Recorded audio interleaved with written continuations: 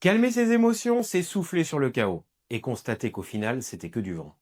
Salut à tous, on se retrouve pour ce 5e jour sur la semaine de la gestion des émotions. Et aujourd'hui, comme tous les vendredis, on rentre dans l'action.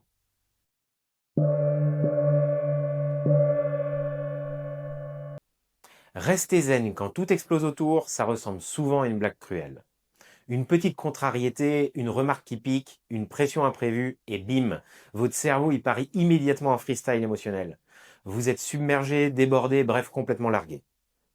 Soyons clairs, ce moment de tempête émotionnelle, vous le connaissez par cœur. Et justement, c'est là où tout se joue. Parce que prendre de bonnes décisions quand votre cerveau ressemble à un shaker, ce n'est pas gagné. La première chose à comprendre est simple mais vitale. Vos émotions ne sont pas vos ennemis jurés. Elles ne sont pas un complot secret contre vous. Non, elles sont juste des messagères un peu maladroites qui crient pour attirer votre attention. Le vrai problème, c'est votre manière automatique de réagir à ces signaux. Cette habitude de passer directement de l'émotion au cataclysme intérieur. Et c'est précisément là où entre en scène l'exercice ultra simple que je vous propose aujourd'hui. Rien de compliqué. Juste efficace comme une bonne paire de lunettes nettoyées pour enfin y voir plus clair.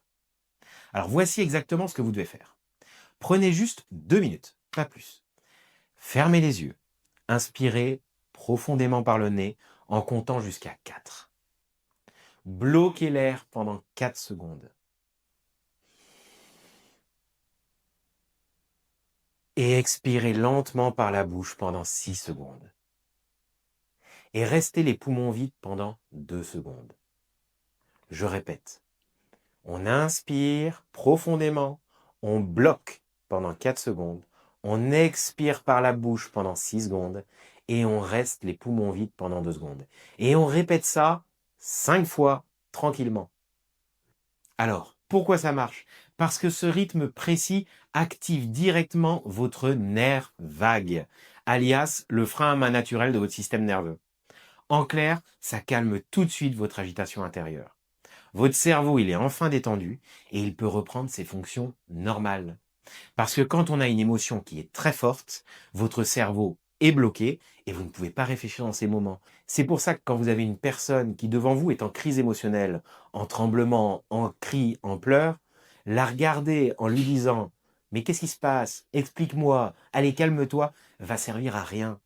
Parce que dans les moments où vous atteignez le pic émotionnel, votre cerveau, il ne sert plus à rien. Vous êtes juste une cocotte minute dont le seul objectif est l'expression. Alors, si l'idée de respirer consciemment vous paraît trop, c'est une méditation zen dans l'Himalaya, encore un truc de bobo, pas de panique. Voici une deuxième option tout aussi efficace. Prenez un carnet et écrivez exactement ce que vous ressentez là, maintenant, sans vous censurer. Je suis stressé, je suis énervé, je suis dépassé. Peu importe si ça ressemble à un brouillon de roman dramatique, ce n'est pas important. Ce qui compte, c'est d'externaliser clairement vos émotions pour ne plus les subir passivement. En écrivant, vous mettez enfin une distance saine entre vous et la tempête émotionnelle. Alors si c'est trop compliqué pour vous d'écrire, mettons que vous soyez au volant de la voiture, vous pouvez juste le nominaliser. Le nominaliser, ça veut dire je suis en colère. Ce truc-là vient de m'énerver. C'est quelque chose qui me frustre. Le fait même de nominaliser tous ces petits rituels, que ce soit respirer, écrire, nominaliser, ne sont pas des astuces miraculeuses, mais des points d'ancrage essentiels pour garder la tête froide quand tout s'emballe.